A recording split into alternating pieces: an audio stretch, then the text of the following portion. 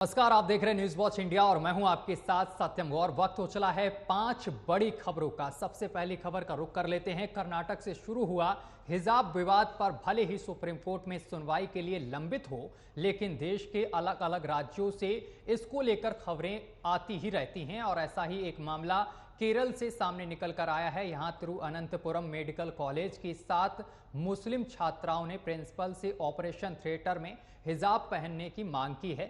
छात्राओं ने हिजाब की जगह लंबी आस्तीन के स्क्रब जैकेट और सर्जिकल हुड को विकल्प के तौर पर पहनने की इजाजत मांगी है। इस मांग के लिए 7 छात्राओं ने कॉलेज प्रशासन को बाकायदा एक पत्र लिखा है। पत्र में उन्होंने ऑपरेशन थिएटर के अंदर हिजाब पहनने की इजाजत न मिलने पर पत्र लिखकर चिंता जताई है, जिस पर मेडिकल कॉलेज के प्रिंसिपल डॉक्टर लिनेट जे मॉरिस ने कहा है कि यह संभव नहीं है, क्योंकि ऑपरेशन के दौरान आपको पूरे हाथ धोने होते हैं।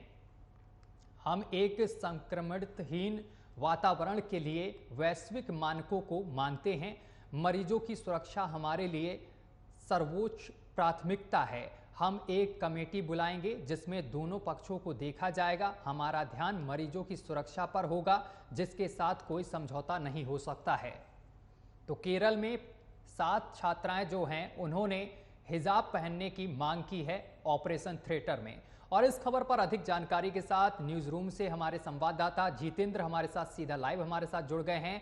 जितेंद्र, ऑपरेशन थिएटर में हिजाब पहनने की मांग की गई है 7 छात्राओं के द्वारा, क्या कुछ पूरा मामला है, जरा विस्तार से बताएं। देखिए सत्यम, ये पूरा मामला जो है वो केरल का है। केरल के अंदर आप देखते होंगे कि आए दिन जो है इस तरह की जो है मांग उठती रहती है, क्योंकि कहीं ना कहीं जो है वो एक इस्लामिक या शरिया विधि के अनुसार जो है वो होता है।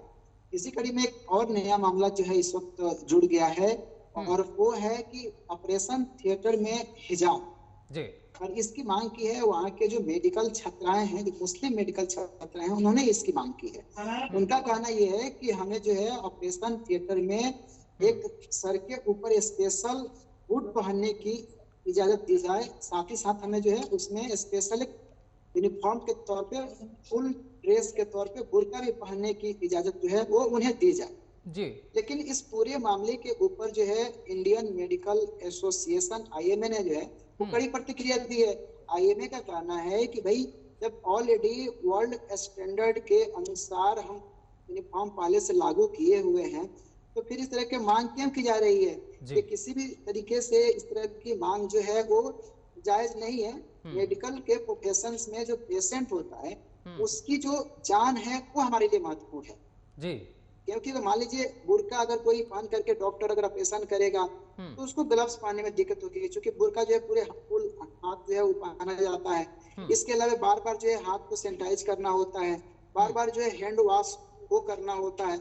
इसके अलावा कई सारे जो है ऐसे मेडिकल स्टैंडर्ड्स प्रोटोकॉल्स हैं जिसको फॉलो किया जाता है ऑपरेशन थिएटर के अंदर में, OT के अंदर में। अब वहाँ पे कोई डॉक्टर हिजाब पहन करके पूरी तरीके से अपने जो है चेहरे को ढक करके, हुड पहन करके, एक अलग तरीके का हिजाब पहन करके, तो फिर जो है पेशेंट की वो सुरक्षा या फिर पेशेंट की जो है मदद कैसे कर पाएगा? क्योंकि ऑपरेशन थिएटर में सबसे महत्वपूर्ण व्यक्ति जो है वो पेशेंट होता है और उसकी जान जो है वो महत्वपूर्ण होती है। और जब वहाँ पे एक तरीके से अगर वहाँ पे शरिया का विधि लागू किया जाएगा या कोई इस्लामिक एजेंडा लागू किया जाएगा तो वहाँ पे तो सिर्फ जो है वो इस्लामिक एजेंडा ही फिर से चल पाएगा, पेशेंट की जान तो नहीं बच पाएगी। इसको लेकर भी कई सारे राज्यों के मेडिकल एसोसिएशन ने इसके ऊपर अपनी प्रतिक्रिया दी है और उसने कहा है कि ये मांग जो है किसी भी तरीके से जायज नहीं है। लेकिन इस पूरे मामले को लेकर जो पत्र दिया गया है उसको अमान्य ठहरा दिया गया है और इस पर आगे बातचीत करने की बात कही जा रही है कि दोनों पक्षों को सुना जाएगा। देखिए, छात्राओं ने जो है वो वहाँ के जो कॉलेज के प्रिंसिपल है उनसे ये मांग की थी कि हमें इसकी इजाजत जो है वो दी जाए। उस पर कॉलेज के प्रिंसिपल ने कहा कि जो सर्जरी के जो हेड हैं उनसे और इसके लिए जो प्रोटोकॉल के हेड हैं उनसे हम बैठ करके इस पूरे मसले के ऊपर चर्चा करेंगे और इसके बाद ही हम इसके ऊपर कोई फैसला ले पाएंगे। इसके बाद जो है फिर इंडियन मेडिकल एसोसिएशन का अब इसके ऊपर बयान आया हुआ है कि इस तरीके की मांग जो है करना बिल्कुल गलत है। और कई सारे राज्यों के जो स्टेट मेडिकल काउंसिल है उन्होंने भी इसके ऊपर प्रतिक्रिया दी है। उन्होंने कहा कि इस तरह की किसी मांग को जायज नहीं ठहराया जा सकता है, क्योंकि मेडिकल प्रोफेशन के अंदर WHO का जो नॉर्म्स है, इसके अलावा जो वर्ल्ड स्टैंडर्ड्स है यूनिफॉर्म्स का ऑपरेशन थिएटर के अंदर में, उसको ही पालन किया जाएगा और इसमें किसी प्रकार जहादी जो यूनिफॉर्म है उस पर एक्सेप्ट नहीं किया जाएगा। और उसके बाद हमें लगता है कि शायद अब इस मामले के ऊपर जो है जो केरल का जो मेडिकल संस्थान है उसके ऊपर इसके ऊपर जो विराम लगाएंगे और जो IMA का जो गाइडलाइन है वही उसको फॉलो करेंगे। जिस तरीके से जितेंद्र ये मांग की गई है 7 छात्राओं की तरफ से बुर्का पहनने की, तो क्या इसके बाद वहां पर कोई हंगामा वगैरह हुआ है? देखिए, कुछ हिंदू संगठनों के ओर से जो है सोशल मीडिया पर जो सोमवार को जो मामला सामने आया था तो प्रतिक्रिया दी गई थी कि अगर जो है उनके तरफ से अगर हिजाब पहनने की मांग की जाती है तो कल को अगर कोई भगवा ड्रेस में अगर कोई व्यक्ति जो है रुद्राक्ष का माला पहने हुए, चंदन टीका लगाए हुए अगर मांग करेगा तो क्या मेडिकल एसोसिएशन उसको एक्सेप्ट करेगा?